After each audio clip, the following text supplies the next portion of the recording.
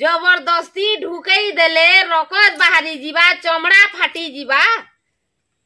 तापने तो कहेसन मुई ढुकई देमी कहेसन एच कबारू ले आसी दियो केनता ढुकाबे तो ढुकाबे नहले मुई घर के ढुकामी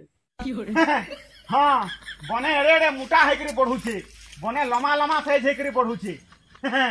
बढ़िया पढुछे एतिले मोर दादा कहसन परे कहिथिले मते देसी उसर बड़ा पावर थिसरे बाबू देसीटा देसी है बढ़िया पढुछे एड़े लंबा हेकरी पढुछे हैं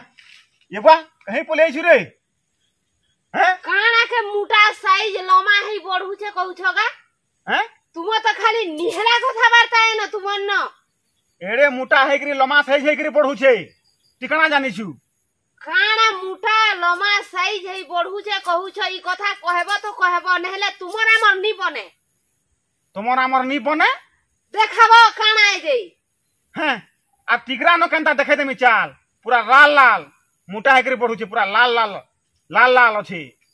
चलो तो देखाबो चलो हैं चलो देखाबो चलो बढ़िया एड़े मोटा हेकरी लंबा हेकरी साइज हेकरी पढुछे जानु छु तोटा तो सुईला लेखा सुई छे तुमर कथा वार्ता बिल्कुल भल नहीं लागे खाना है जे चलो देखाबो जल्दी चल रे चल देखे देमी चल